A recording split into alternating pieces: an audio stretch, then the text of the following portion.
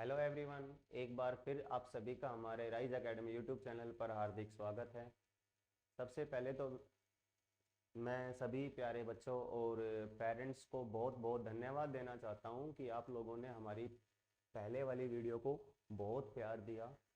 और कुछ बच्चों की डिमांड थी कि सर आप हमें नीट और ऐसे क्वेश्चंस, ऐसे पीवाईक्यू क्वेश्चंस करवाइए जो नीट और बीएससी नर्सिंग दोनों में आए हुए हैं, क्योंकि दोनों ही स्टैंडर्ड के बच्चों के ये क्वेरी मैसेज बार बार हमारे पास आ रहे हैं। तो बेटा आज हम आप लोगों के लिए लेकर आए हैं वो क्वेश्चंस, दो दो कॉमन क्वेश्चन जो दोनों एग्जाम में पूछे गए हैं और बहुत अच्छे क्वेश्चंस हमने सेलेक्ट किए हैं आज की क्लास के लिए।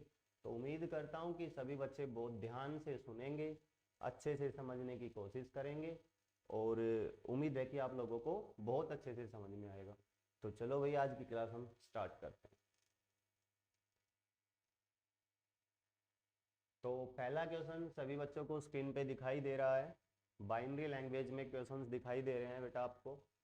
पहला क्वेश्चन स्टार्ट करते हैं। क्वेश्चन बोल रहा है, रे ऑप्टिक्स का क्वेश्चन है। कह रहा है a thin glass lens of refractive index 1.5 has optical power of -5 dioptre in air.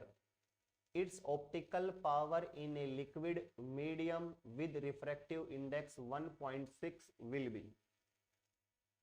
उम्मीद करता हूं क्वेश्चन आपको बहुत अच्छे से समझ में आया होगा। क्वेश्चन की लैंग्वेज बोल रहा है कि मेरे पास एक बहुत पतला लेंस है जिसकी प्रकाशिक शक्ति यानी कि ऑप्टिकल पावर वायु में कितनी है, -5 डायोप्टर है। ठीक है। अब वो बोल रहा है कि इस लेंस को मैंने एक लिक्विड में डाल दिया है जिसके रिफ्रैक्टिव इंडेक्स की वैल्यू कितनी है, 1.6। तो अब उसकी प्रकाशिक शक्ति यानी कि अब उसकी ऑप्टिकल पावर कितनी होगी। तो सबसे पहले आप ये देखिए उस लेंस का रिफ्रैक्टिव इंडेक्स कितना था, 1.5, और जिस मीडियम में आपने उसको डाला है उसका रिफ्रैक्टिव इंडेक्स कितना था, 1.6। यानी कि refractive index of liquid greater than refractive index of lens.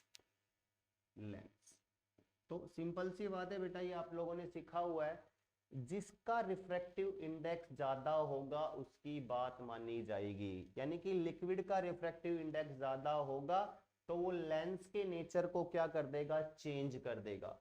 अगर लेंस का रिफ्रैक्टिव इंडेक्स ज्यादा होता तो नेचर में कोई चेंज नहीं होता। अगर कन्वर्जिंग था तो कन्वर्जिंग रहता, डाइवर्जिंग था तो डाइवर्जिंग रहता। तो चलो इस क्वेश्चन को अब हम सोल्व करते हैं।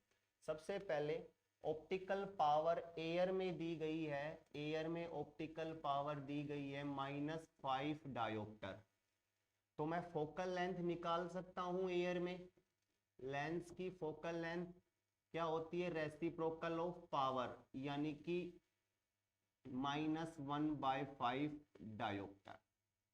फोकल लेंथ क्या हो गई इसकी, -1/5, सॉरी -1/5 मीटर। ये मेरी क्या हो गई, फोकल लेंथ हो गई एयर में मेरे लेंस की।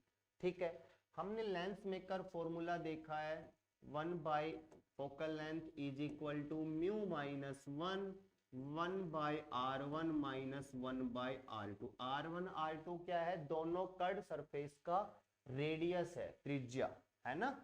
तो देखो इसको मैंने इक्वेशन नंबर 1 पुट किया। ठीक है भाई। अच्छा अब सेकंड में क्या बोल रहा है, अब मैंने उसको एक लिक्विड में इमर्ज्ड करा दिया है। तो लिक्विड में इमर्ज्ड करा दिया तो उस मीडियम में जो फोकल लेंथ आएगा वो क्या आएगा, mu glass divide by mu medium -1 into 1/r1 minus 1/r2। Equation number 2।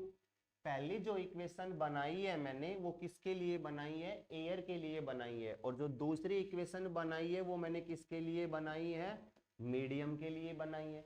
तो मैं क्या करता हूं, मैं इक्वेशन नंबर 1 को 2 से डिवाइड कर देता हूं भाई। जब मैं इक्वेशन नंबर 1 को 2 से डिवाइड करता हूं तो ध्यान से देखना, ये तो कॉमन पार्ट है, 1/r1 माइनस 1/r2, ये तो क्या हो गया आपका, कैंसिल हो गया। ठीक है। इधर क्या बचा आपके पास, F M divide by F air is equal to, ध्यान से देखो भाई, is equal to mu g -1 divide by mu g minus mu m divide by mu m. Okay, mu g माइनस 1 divide by mu g minus mu m, और ये आपका चला गया बेटा ऊपर म्यू एम। ओके, तो देखना अब मैं इसको कैलकुलेट करता हूँ, इसकी वैल्यू को मैं क्या करता हूँ भाई, कैलकुलेट करता हूँ। तो ध्यान से देखो, म्यू जी ग्लास का रिफ्रैक्टिव इंडेक्स कितना गिवन है, 1.5 गिवन है, तो मैंने यहाँ पे डाला 1.5 minus 1 divide bye 1.5 minus medium का कितना गिवन है 1.6, तो 1.6 इंटू म्यू एम यानी कि 1.6। अब आप इस कैलकुलेशन को बेटा ध्यान से देखिए, हल्की सी कैलकुलेशन है इस क्वेश्चन में और कुछ नहीं है। 1.5 minus 1 0.5, 0.5, 1.5 minus 1.6 minus 0.1 into 1.6 is equal to क्या था बेटा मेरा 1 f m by f a. तो यहां से देखो, इस डेसिमल से ये डेसिमल कैंसिल हो गया, 16 इंटू 0.5 8 आ गया कैसा माइनस का, तो f m by f a, तो एफ एम मिला मेरा minus 8 f m by f a क्या मिला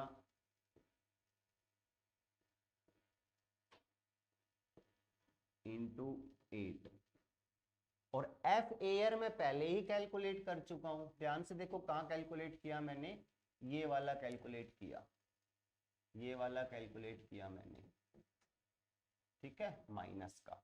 तो f m is equal to minus 1/5 into minus 8, तो माइनस से माइनस हो गया बेटा प्लस, तो मेरा मीडियम का फोकल लेंथ आया 8/5। मीडियम का फोकल लेंथ क्या आया मेरा 8/5। अब मीडियम का फोकल लेंथ आ गया तो पावर क्या हो जाएगा, reciprocal of focal length of medium, यानी कि फोकस दूरी का उल्टा। तो बेटा 8/5 का उल्टा हो जाएगा 5/8, क्या हो जाएगा 5/8 डायोप्टर, है ना। अच्छा क्वेश्चन था, सिर्फ कैलकुलेशन का ध्यान रखना है आपको इसमें, है ना। अगर आप कैलकुलेशन को बहुत अच्छे से करते हो तो आपका सॉल्यूशन होके बिल्कुल राइट आंसर ही आएगा। तो आपका कौन सा ऑप्शन दिखाई दे रहा है इसमें, आपको ऑप्शन बी दिखाई दे रहा है। तो आंसर क्या हो जाएगा मेरा 5/8 डायोप्टर। सिर्फ आपको ये याद रखना है, ये कॉन्सेप्ट आपको याद रखना है, जिस लिक्विड में मैं अपने लेंस को इमर्ज्ड कर रहा हूँ, डाल रहा हूँ, रिफ्रैक्टिव इंडेक्स किसका बड़ा है। अगर रिफ्रैक्टिव इंडेक्स लिक्विड का बड़ा है तो आपके लेंस का नेचर, आपके लेंस की प्रवृत्ति चेंज हो जाएगी, अदरवाइज क्या रहेगी, सेम रहेगी।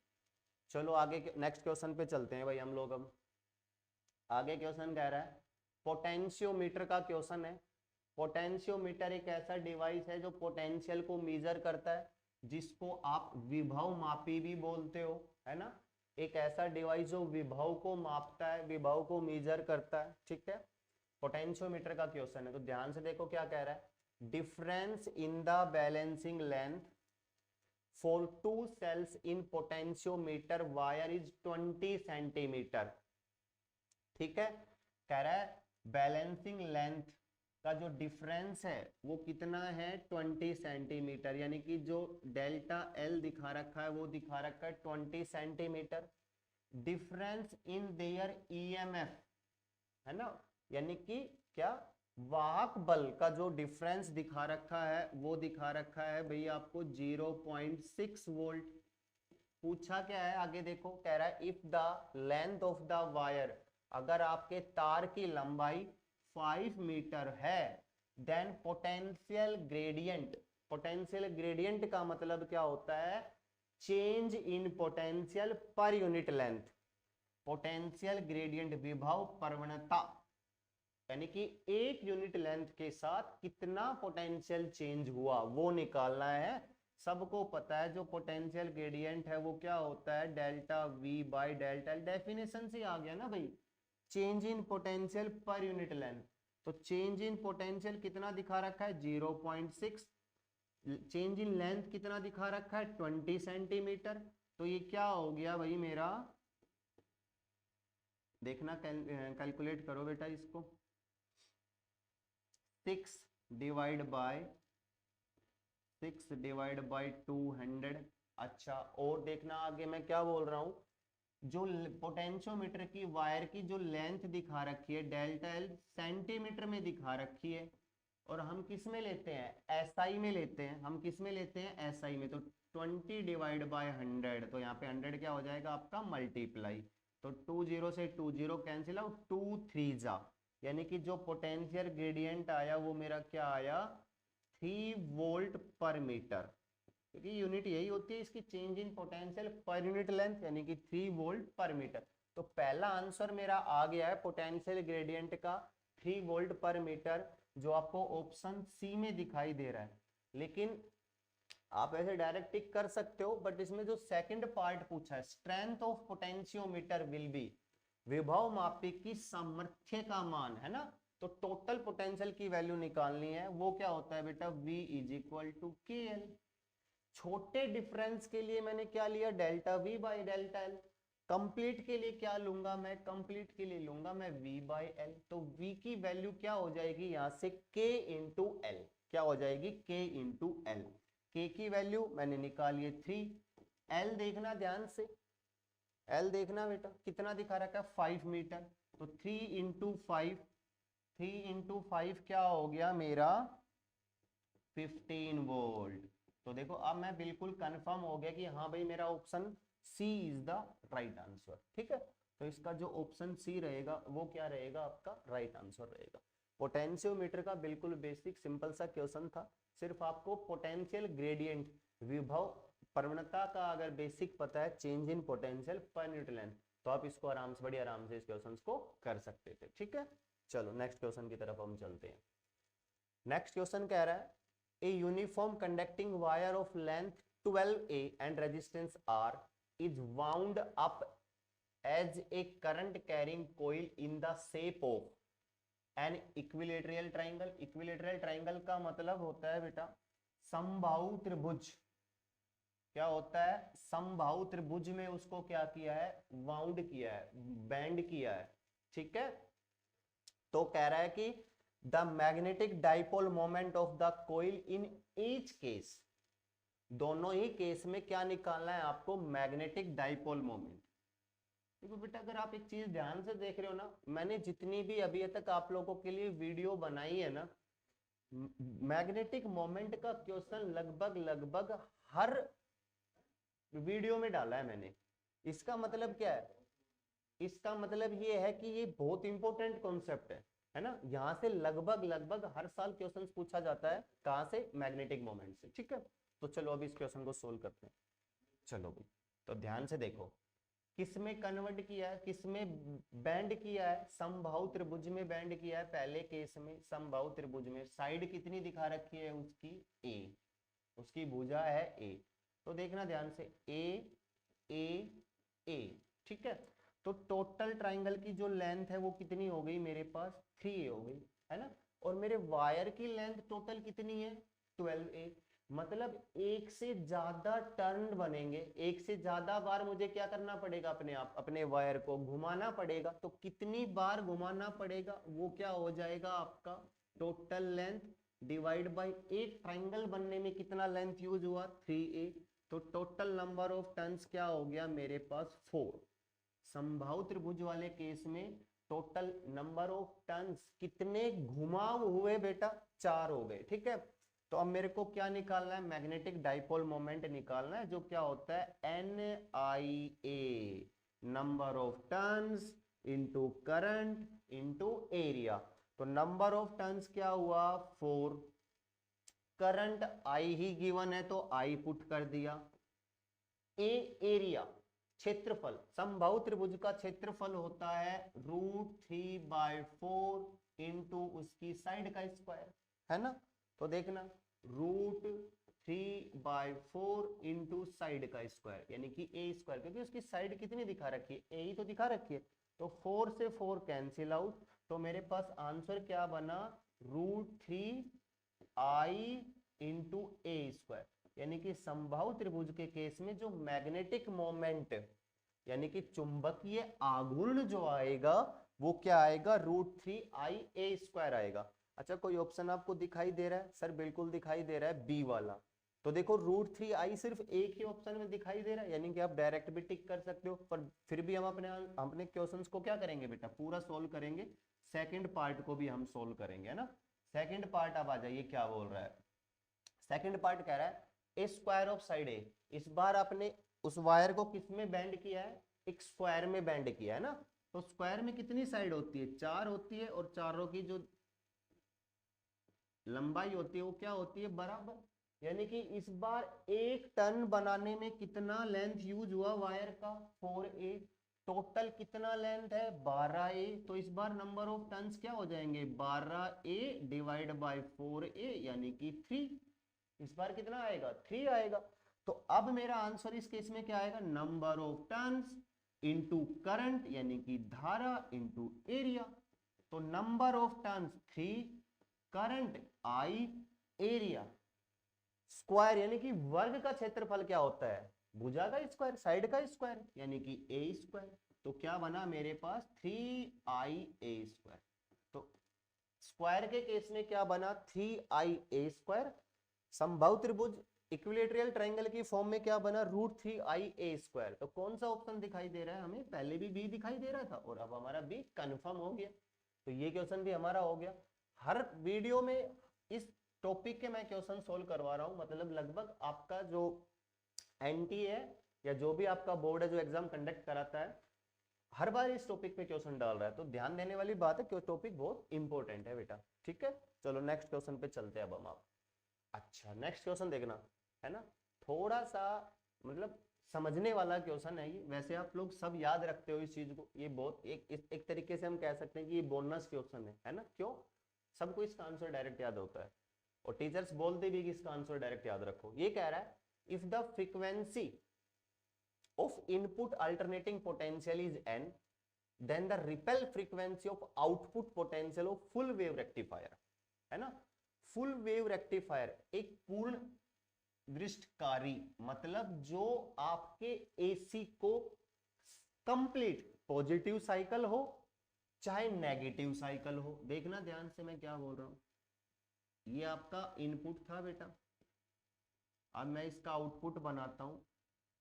फुल वेव रेक्टिफायर का आउटपुट ये बनता है, चाहे पॉजिटिव साइकिल हो चाहे नेगेटिव साइकिल हो, वो सबको क्या कर देता है, रेक्टिफाई कर देता है ना। तो ध्यान से देखना, फ्रीक्वेंसी का पूछा है, किसका मान पूछा है, फ्रीक्वेंसी का पूछा है। अच्छा, फ्रीक्वेंसी का देख लो, जब इनपुट में अगर मैं ध्यान दूं तो एक साइकिल कंप्लीट होने में टाइम लगा t। एक साइकिल कंप्लीट होने में टाइम अगर मैंने माना t लगा, तो डीसी में यानी कि डायरेक्ट करंट में एक साइकिल कंप्लीट होने में कितना टाइम लग गया, उससे आधा लगा, t/2। भाई हम यही तो बोलते हैं ना, टाइम पीरियड क्या बोलते हैं, time taken by wave to complete one cycle. एक साइकिल कंप्लीट करने में जितना टाइम लगेगा उसको हम क्या बोलते हैं, टाइम पीरियड। तो इनपुट में टाइम लगा t, आउटपुट में टाइम कितना लगा, आधा टाइम लगा। और फ्रीक्वेंसी क्या होती है, फ्रीक्वेंसी होती है टाइम की रेसिप्रोकल, टाइम का उल्टा। तो जब टाइम आधा हो गया तो फ्रीक्वेंसी क्या हो जाएगी, डबल हो जाएगी। तो इनपुट की फ्रीक्वेंसी अगर n है तो आउटपुट की फ्रीक्वेंसी क्या हो जाएगी, 2n। याद रखने को आपको डायरेक्ट याद रखना चाहिए, कॉन्सेप्ट मैंने आपको बता दिया कि कैसे आया। अच्छा, ये तो फुल वेव रेक्टिफायर पे क्वेश्चन था। अगर आपको हाफ वेव रेक्टिफायर पे पूछे, हाफ वेव रेक्टिफायर का अगर क्वेश्चन पूछ लिया जाए तो उसमें आंसर क्या रहेगा बेटा, फ्रीक्वेंसी में कोई चेंज नहीं आएगा, आवृत्ति में कोई चेंज नहीं आता, है ना, क्योंकि उसमें सिर्फ आधे साइकिल ही क्या हो पाते हैं, रेक्टिफाई हो पाते हैं, ठीक है। तो चलो भाई नेक्स्ट क्वेश्चन की तरफ बढ़ते हैं अब हम लोग। देखो कैसे, नेक्स्ट क्वेश्चन आपका फिर से मैग्नेटिक फील्ड वाले कॉन्सेप्ट से आपका क्वेश्चन आया है। क्या कह रहा है, एन एयर कोर सोलेनोइड, सबको पता है solenoid, has turn 2000 turns in a length of 60 centimetre. Length क्या है उसका 60 centimetre, its diameter is 2 centimetre. Diameter means मतलब व्यास, ठीक है।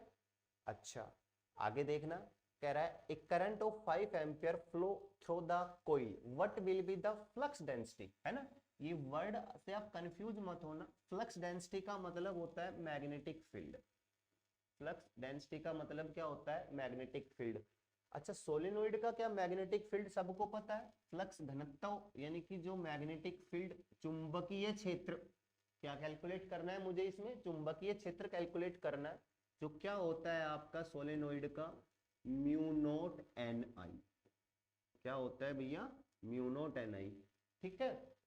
एन जो यहाँ होता है वो होता है number of turns per unit length, number of turns per unit length. क्या होता है भाई, पर यूनिट लेंथ। क्या मुझे पर unit length number of turns given है या total number of turns given है? Sir total number of turns given है, तो एन की जगह, स्मॉल एन की जगह मैं क्या लिख दूं, N by L, capital N by L. तो देखो आपका आंसर बिल्कुल सीधा आ गया। कांस्टेंट की value mu naught by 4 pi is equal to 10 to the power -7। तो म्यू नॉट की वैल्यू क्या आ गई आपकी, म्यू नॉट की वैल्यू आ गई आपकी यहां से, म्यू नॉट की वैल्यू आ गई आपकी यहां से 4 pi into 10 to the power -7। ठीक है, तो ये वैल्यू मैं पुट करके अपनी कैलकुलेशन कर लेता हूं। तो 4 pi into 10 to the power -7, ठीक है। एन की value small N by L, small N capital N by L 2000 divide by L 60 centimetre, metre में कन्वर्ट करेंगे, 10 टू दी पावर -2 से मल्टीप्लाई कर दिया। आई कितना दिखा रखा है, 5 एम्पियर दिखा रखा है। ये आपका आंसर आ गया इसका, है ना। अब आपको क्या करना है, अब आपको सिर्फ इसको कैलकुलेट करना है ना। इसको क्या करना है, कैलकुलेट करना है कि सर इसका आंसर क्या आएगा। देखो बेटा हम इसका कैलकुलेशन से हम आंसर निकालेंगे। 4 पाई की value 3.14 into 10 to the power -7 into 2000 into 5 divide by 60 into 10 to the power -2। ठीक है, ये इसका कैलकुलेशन के बाद आपका आंसर आ जाएगा। तो देखो क्या आंसर दिखाई देगा आपको, 5, इसको मैंने कैंसिल कर दिया बेटा 15 टाइम्स से, सॉरी 12 टाइम्स से होगा, 12 टाइम्स से, ठीक है। 4 1 जा 4 3 जा, ठीक है। ये हो गया आपका 2000 को 2 से कैंसिल करूंगा तो ये हो जाएगा क्या,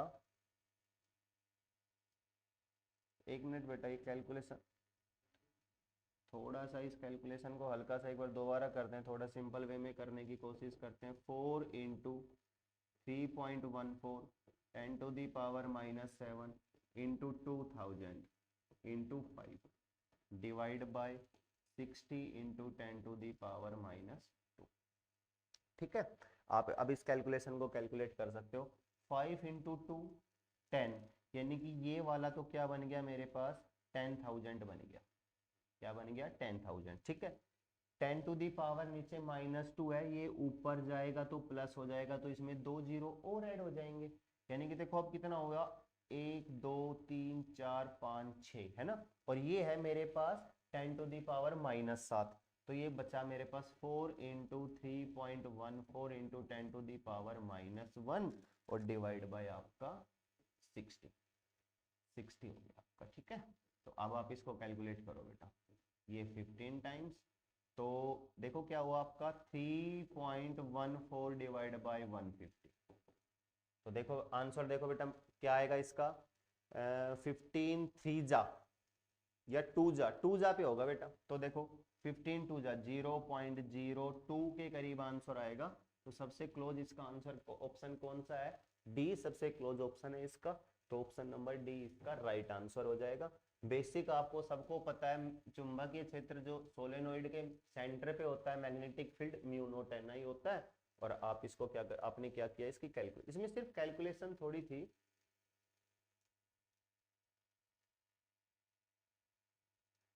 तो अब नेक्स्ट क्वेश्चन की तरफ चलते हैं। अब हम लोग नेक्स्ट क्वेश्चन क्या कह रहा है देखना। Two charged conducting pair of radii A and B are connected to each other by a wire, what is the ratio of electric field. Electric field means विद्युत क्षेत्र का अनुपात बताना है उनके सरफेस पे। ठीक है, दो वायर है मेरे पास, सॉरी दो कंडक्टिंग पेयर है मेरे पास। पहले पे चार्ज मैंने माना Q1, दूसरे पे चार्ज मैंने माना Q2। पहले का रेडियस गिवन है A, दूसरे वाले का रेडियस गिवन है, त्रिज्या गिवन है B। बोला कि दोनों को एक वायर से क्या कर दिया, कनेक्ट। अब दोनों को एक वायर से कनेक्ट कर दिया है तो क्या होगा, चार्ज ट्रांसफर होगा, है ना। कहां से कहां तक चार्ज ट्रांसफर होगा, हाइयर पोटेंशियल से लोअर पोटेंशियल। कई बार बच्चे क्या बोलते हैं, सर जहां ज्यादा चार्ज होगा वहां छोटे वाले चार्ज की तरफ ट्रांसफर होगा। नहीं, ये कॉन्सेप्ट गलत है।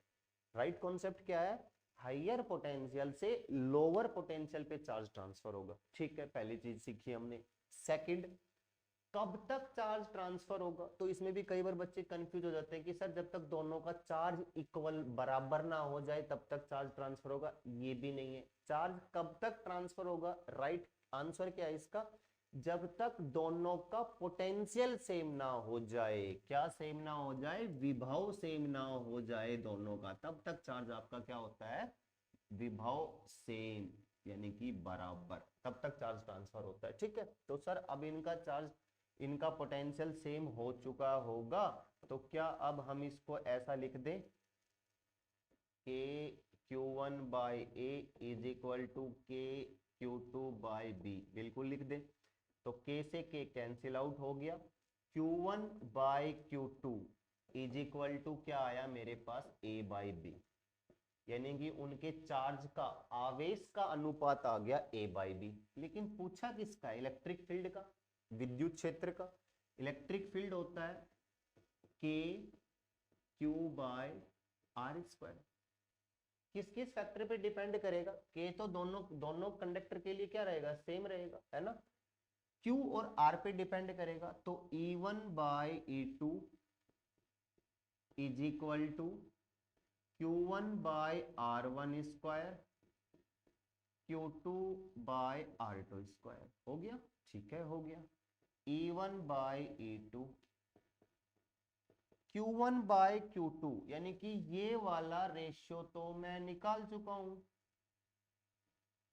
Q1 बाय Q2 की जगह तो मैं क्या लिखूंगा, A by B into R2, second वाले का रेडियस कितना है B, फर्स्ट वाले का रेडियस कितना है A, यानी कि B square divide by A square.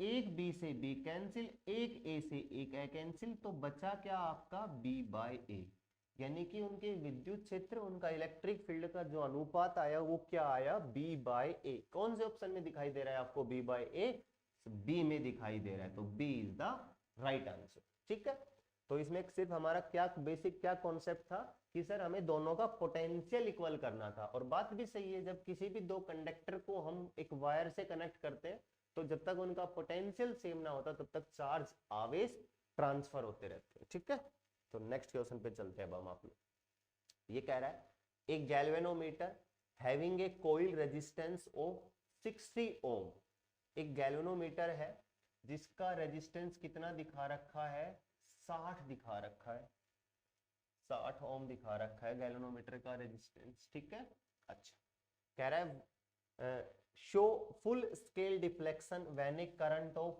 1 ampere pass through it, है ना। जब उसमें से 1 एम्पियर करंट पास होता है तो वो फुल डिफ्लेक्शन दिखाता है। ठीक है, it can be converted into ammeter of read current up to 5 ampere. पहले केस में क्या बोल रहा है, पहले केस में बोल रहा है कि वो गैल्वेनोमीटर की कितनी कैपेसिटी है, वो 1 एम्पियर तक दिखा सकता है, क्योंकि 1 एम्पियर पर उसका फुल डिफ्लेक्शन आ गया, उससे डिफ्लेक्शन से तो आगे नहीं जा सकता। मैं क्या चाहता हूं कि वो मेरे को 5 एम्पियर भी मेजर करके दे। तो कौन से वाला कॉन्सेप्ट आ गया, ये आपका conversion of a galvanometer into ammeter. अरे हाँ या ना? कौन सा आ गया? Conversion of a galvanometer into ammeter. ठीक है, हाँ सर ये तो हमने पढ़ा हुआ है। क्या कॉन्सेप्ट था? ये गैल्वेनोमीटर था जिसका रेजिस्टेंस मैंने जी माना। अब मुझे इसको एक एमीटर में कन्वर्ट करना है जो हल्की सी बड़ी वैल्यू यानी कि 5 एम्पियर तक मेजर कर सके, है ना? तो मैंने क्या किया था, एक रेजिस्टेंस, एक शंट रेजिस्टेंस क्या किया था, इसके साथ पैरेलल में कनेक्ट कर दिया था। ठीक है, तो टोटल करंट मेरा कितना आया यहाँ पे? आई आया। ठीक है, जो कितना गिवन है? 5 गिवन है। आई कितना गिवन है? 5। गैल्वेनोमीटर ने कितना लिया? 1 लिया, 1 एम्पियर। बाकी कहाँ गया? 5 माइनस 1 कहाँ गया? शंट के अक्रॉस गया। ठीक है, तो देखो ये गैल्वेनोमीटर और जो ये शंट रेजिस्टेंस मैंने जो लगाया है, किसमें लगे हैं? ये पैरेलल में लगे हैं। पैरेलल में सेम क्या होता है सर? पोटेंशियल सेम होता है। पता है तो रख दो इसको। Vg is equal to Vs, potential विभव अक्रॉस गैल्वेनोमीटर और शंट रेजिस्टेंस। तो इसका क्या हो गया? आई जी इंटू रेजिस्टेंस जो मैंने जी माना है, इसका क्या? Vs का क्या? आई minus I ji, I minus I ji into में एस। ये मैं पूरा सोल्व करके इसलिए बता रहा हूं आपको ताकि आपको कन्वर्जन भी समझ में आ जाए। बाकी ये क्वेश्चन तो आपका 1 ही मिनट का था। ठीक है, मैं डायरेक्ट ये वाला फॉर्मूला लगाता ना कि आई जी इंटू कैपिटल जी यानी कि गैल्वेनोमीटर का resistance divide by I minus I G, इतना रेजिस्टेंस मैं कनेक्ट कर दूं पैरेलल में तो मेरा कन्वर्ट हो जाएगा एमीटर में। ठीक है, लेकिन मैंने क्या किया, इस क्वेश्चन के बहाने आपको पूरा कॉन्सेप्ट सिखा दिया। ठीक है, तो आई जी की वैल्यू कितनी? 1। जी की वैल्यू कितनी, कितना दिखा रखा है? 60 दिखा रखा है, 60 लिख दो, डिवाइड बाय आई की value total 5 minus 1, 60 divide by 4 यानी कि कितना आया? 15 ओम। कितना आया? 15 ओम। यानी कि 15 ओम रेजिस्टेंस मेरे को पैरेलल में कनेक्ट करना पड़ेगा गैल्वेनोमीटर के साथ। जब वो क्या हो जाएगा? कन्वर्ट हो जाएगा। जब वो क्या हो जाएगा? कन्वर्ट हो जाएगा एमीटर में। तो देखो कौन सा ऑप्शन आ रहा है। सीरीज मतलब बेटा श्रेणी, पैरेलल मतलब समांतर। तो ऑप्शन नंबर सी आएगा, समांतर क्रम में 15 ओम यानी कि putting in parallel A resistance of 15 ओम। ठीक है, नेक्स्ट क्वेश्चन की तरफ चलते हैं। बहुत आसान सा क्वेश्चन था ये। चलो आगे क्वेश्चन कह रहा है the series limit wavelength of A Lyman series. ठीक है भाई, लाइमन सीरीज का हमें पता है, of hydrogen atom emission spectra. Hydrogen spectrum की लाइमन सीरीज की न्यूनतम वेवलेंथ निकालनी है, तरंग दैर्घ्य न्यूनतम। न्यूनतम के लिए पता है आपको N1 लूंगा मैं, 1 N1 1 क्यों लेंगे? क्योंकि लाइमन में इलेक्ट्रॉन किस में आता है? 1 में आता है। कहां से आता है? हायर से, 2 3 4 इंफिनिटी से। तो पूछा क्या है? न्यूनतम यानी कि मिनिमम। तो मिनिमम केस में हम N2 क्या लेंगे? इनफाइनाइट लेंगे। यानी कि कहां से आ रहा है मेरा इलेक्ट्रॉन? बिल्कुल आउटसाइड से आ रहा है, इन्फिनिटी से आ रहा है। तो 1 by lambda is equal to R naught 1 by N1 square minus 1 by N2 square 1 by lambda. R naught की वैल्यू, आर नोट की value 10 to the power approx minus 7 लेते हैं। 1.1 into 10 to the power minus 7। 1 by 1 का square 1, 1 bye infinity. तो 1 bye infinity तो क्या हो गया मेरा? 1 बाई इंफिनिटी तो क्या हो गया मेरा? 0। तो मेरे पास वेवलेंथ आया 1 by lambda is equal to 10 to the power minus 7 into 1 by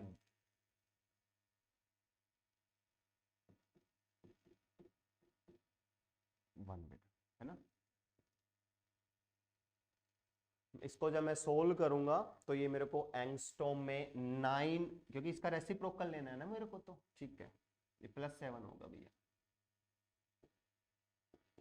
तो 911 एंगस्ट्रॉम मेरा इसका आंसर, अप्रोक्स 911.5 एंगस्ट्रॉम इसका आंसर मेरे को मिल जाएगा। ठीक है, न्यूनतम। अच्छा ये तो चलो, इसमें अब और क्या पूछ सकता था? ध्यान से देखो, इसने न्यूनतम पूछा था यानी कि मिनिमम, मिनिमम पूछा था। अगर वो लार्जेस्ट पूछता लार्जेस्ट मतलब बेटा मैक्सिमम पूछता, मैक्सिमम वेवलेंथ बताइए लाइमन सीरीज की। तो इस केस में N1 आप N1 तो 1 ही पुट करते, लेकिन N2 का क्या पुट करते 2, जस्ट ऊपर वाला ऑर्बिट है ना, जस्ट ऊपर वाला कि जस्ट ऊपर वाले से आ रहा है। तो ये केस आ गया मैक्सिमम का और ये केस आ गया आपका मिनिमम का। ठीक है, ये केस आपका मिनिमम का आ गया। नेक्स्ट क्वेश्चन की तरफ अब हम बढ़ते हैं। कह रहा है if the silicon diode and germanium diode conduct at 0.7 volt and 0.3 volt respectively, okay, then the value of output voltage, output voltage यानी कि V नोट निकालना है मेरे को, output, and current I in the given circuit shall be. दो diode दिखा रखे हैं सिलिकॉन और जर्मेनियम। सिलिकॉन के केस में दिखा रखा है आपको 0.3 और सॉरी बेटा सिलिकॉन के केस में दिखा रखा है 0.7 और जर्मेनियम के केस में दिखा रखा है 0.3। ठीक है, यानी कि जर्मेनियम के अक्रॉस कितना पोटेंशियल ड्रॉप हुआ 0.3, सिलिकॉन के अक्रॉस कितना ड्रॉप हुआ 0.7। तो अब बोल रहा है कि करंट निकालिए और पोटेंशियल यानी कि वोल्टेज है ना, आउटपुट। देखो इसमें भी बाइनरी लैंग्वेज में बेटा यही वर्ड यूज किया गया, आउटपुट वोल्टेज बताइए। ठीक है, अच्छा तो देखना ये मेरा सबसे पहले देखो कि बेटा कौन सा डायोड फॉरवर्ड बाइस के लिए काम कर रहा है, कौन सा रिवर्स। ये तो दोनों ही हमें फॉरवर्ड बाइस के लिए दिखाई दे रहे हैं, क्यों? क्योंकि दोनों का जो हमारा बैटरी का पॉजिटिव टर्मिनल है वो किससे जुड़ा है, पी टाइप से जुड़ा है दोनों के इसमें, है ना। तो ठीक है, यहां से करंट मैंने बोला I, यहां से मैंने करंट बोला I। अब ये I सिलिकॉन से जाएगा कि जर्मेनियम से जाएगा? सर ये जर्मेनियम से जाएगा, ये आपको याद रखना है। जिसके अक्रॉस पोटेंशियल ड्रॉप कम होता है वहां से करंट जाना पसंद करता है। भाई करंट उसी रास्ते से जाएगा ना जहां पे रुकावट कम होगी। तो यहाँ पे पोटेंशियल ड्रॉप 0.3 कम है तो यहां से जाएगा। ठीक है, तो करंट का वैल्यू तो मेरा यहां से आ गया, क्या 12 माइनस 0.3, 12 तो गिवन नहीं है, divide by R, divide by R. R कितना दिखा रखा है 5 किलो ओम, आर कितना दिखा रखा है 5 किलो ओम। किलो ओम का मतलब होता है 1000, यानी कि 5000 ओम दिखा रखा है आपको। तो ये मैंने डाल दिया 12 माइनस 0.3, 11.7 डिवाइड बाय 5000। ठीक है, तो ये 1000 को तो मैं डायरेक्ट लिख दूं 10 to the power -3, 11.7 divide by 5। इसको मैं कैलकुलेट करूंगा तो क्या आएगा देखो 2.3 करके आएगा, 2.34 into 10 to the power -3 ampere, यानी कि 2.34 milliampere, 2.34 milliampere. Current तो आ गया मेरा 2.34 मिली एम्पियर। अच्छा कौन से ऑप्शन में दिखाई दे रहा है आपको, फोर्थ ऑप्शन में दिखाई दे रहा है डी में 2.34 मिली एम्पियर। क्या किसी और में भी 2.34 दिखाई दे रहा है? नहीं। तो क्या हम डायरेक्ट टिक कर सकते हैं? बिल्कुल कर सकते हैं, लेकिन फिर भी हम अपने क्वेश्चन को क्या करेंगे, क्रॉस चेक करेंगे। दूसरा क्वेश्चन जो दूसरा पार्ट है उसको अब हम सोल्व करेंगे ना। तो V इज इक्वल टू क्या हो गया आपका IR। तो V is equal to IR, I मैंने निकाल दिया 2.34 मिली एम्पियर, यानी कि 10 की पावर -3, R 5 गुना 10 की पावर -3। तो देखो किलो ओम है बेटा, तो 3 आएगा, 3 आएगा। ठीक है, तो 10 की पावर -30 से +3 कैंसिल आउट, तो क्या बचा आपका 2.34 इंटू 5। तो इसको सोल्व करोगे तो क्या आएगा, ये 0 हो गया, ये 7 हो गया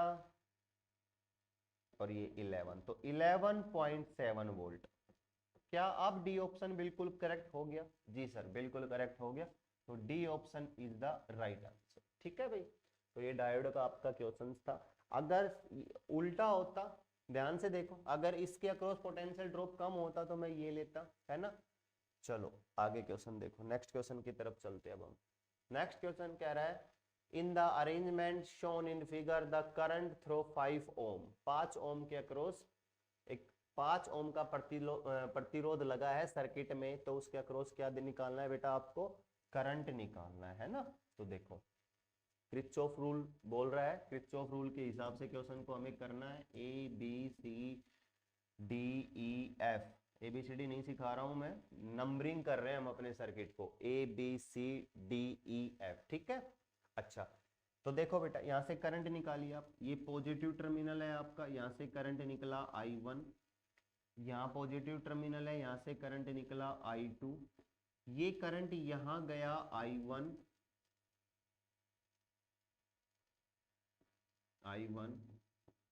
ये करंट यहां गया I2। तो देखो अब ये जो दोनों, ये आया I1, ये आया I2, दोनों मिलके कहां जाएंगे, इस वाली ब्रांच में जाएंगे BE में, यानी कि BE में जो करंट जाएगा वो क्या आएगा, इन दोनों का सम आएगा, I1 प्लस I2, ये आएगा इस ब्रांच में करंट। और पूछा कहाँ है, इसी के अक्रॉस पूछा है, तो इसका मतलब क्या हो गया, इसका मतलब हो गया मुझे I1 और I2 दोनों की वैल्यू कैलकुलेट करनी है, ठीक है। तो चलो दोनों की वैल्यू कैलकुलेट करते हैं। तो close according to KVL, according to Kirchhoff voltage rule, सबको याद होना चाहिए भाई, बहुत इंपॉर्टेंट टॉपिक है। अकॉर्डिंग टू KVL पहले क्लोज सर्किट लिया कौन सा, ABEFA, कौन सा क्लोज सर्किट लिया, ABEFA क्लोज सर्किट लिया। देखो क्या एक ही बैटरी है, एक ही बैटरी में तो कोई प्रॉब्लम ही नहीं है, सीधा आपका इक्वेशन बन गया क्या, 2I1 plus 5I1 plus I2 is equal to 12। तो इसका क्या हो गया देखो, 2I1 5I1 प्लस 5I2, तो क्या मैं इसको सीधा ये लिख दूं 7I1, इसको अंदर मल्टीप्लाई भी तो करेंगे ना, plus 5I2 is equal to 12, equation number 1 पहले क्लोज लूप से मैंने कैलकुलेट किया, ठीक है। अब हम दूसरा क्लोज लूप लेंगे, दूसरा क्लोज लूप कौन सा, दूसरा क्लोज लूप कौन सा लेंगे अब हम, दूसरा लेंगे BCDEB, BCDEB लेंगे, ठीक है।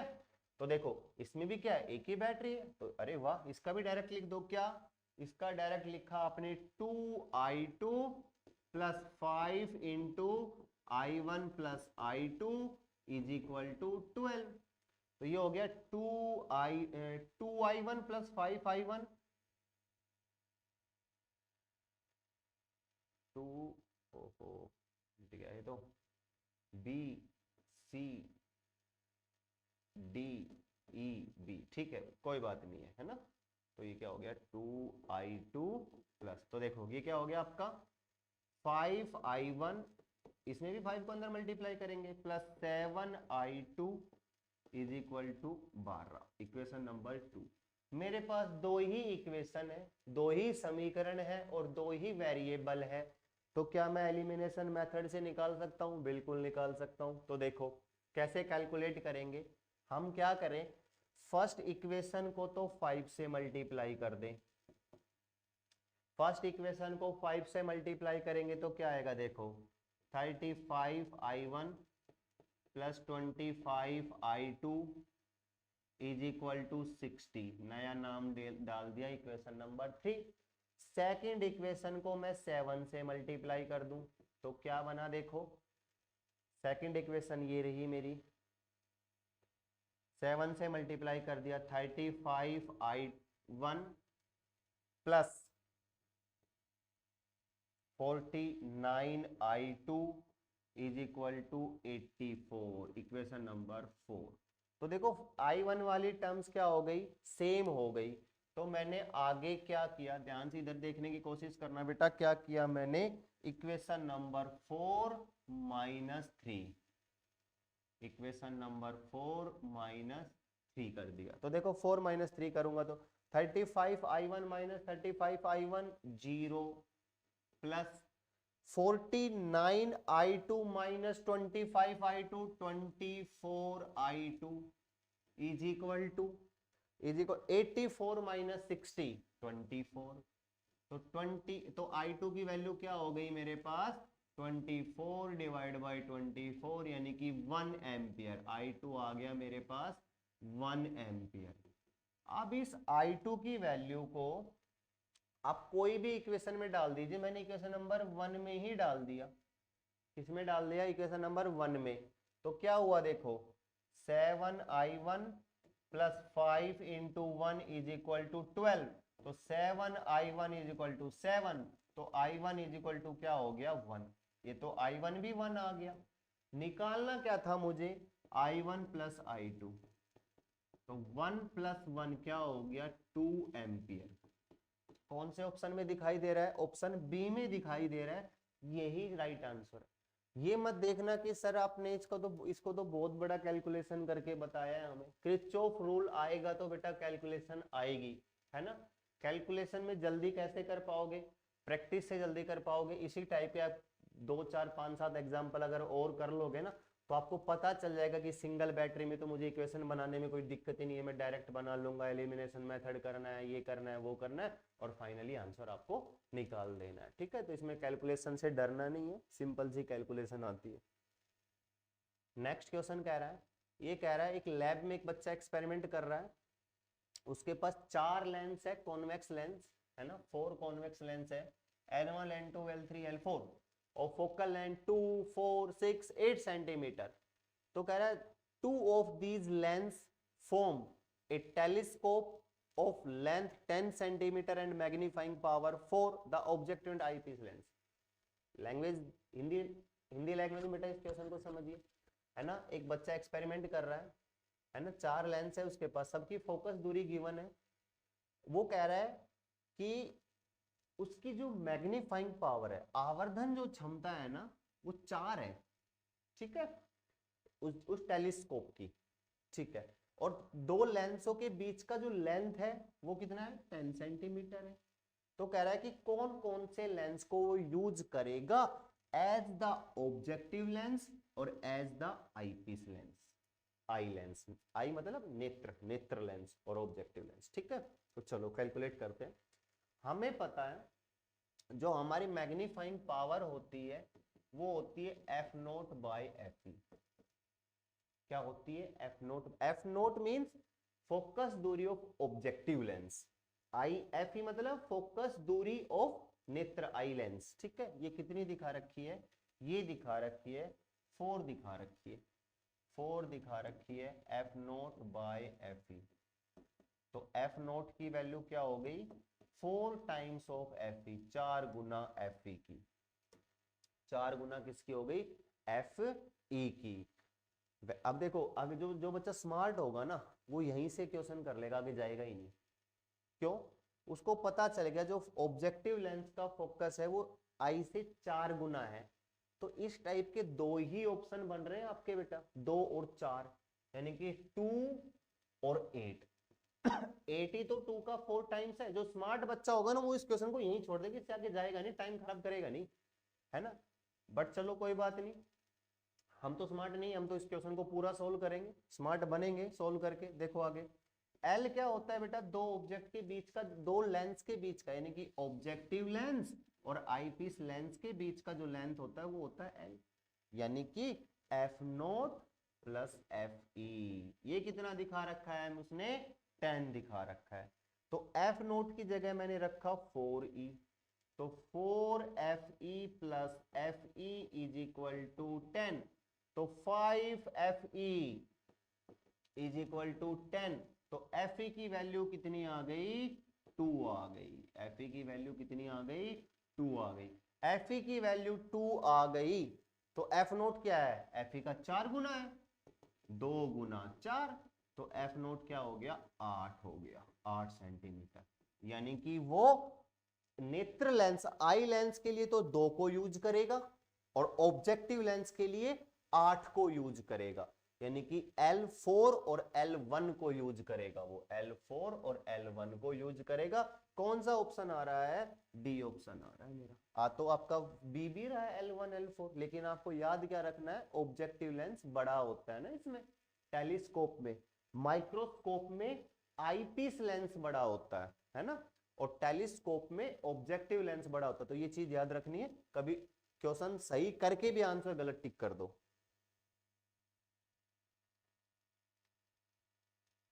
तो बेटा आज आप लोगों ने देखा, हमने आज सारे ही क्वेश्चंस बहुत अच्छे से किए हैं, क्योंकि ये नीट में और आपके जो अदर स्टेट के मेडिकल एग्जाम है ये उनके कॉमन क्वेश्चंस थे। ये बहुत ही रिसर्च करके इन क्वेश्चंस को हमने कलेक्ट किया था कि हम ऐसे क्वेश्चंस आज बच्चों को क्लास में कराएंगे जो सभी बच्चे उसको देखें और उसका बहुत अच्छे से यूटिलाइज करें इस क्लास का। तो आप लोगों का बहुत बहुत धन्यवाद बेटा। नेक्स्ट क्लास में हम और कुछ फिर नया लेके आएंगे, किसी अदर स्टेट का या अपने नीट का कोई भी PYQ पेपर को सोल्व कराएंगे, है ना।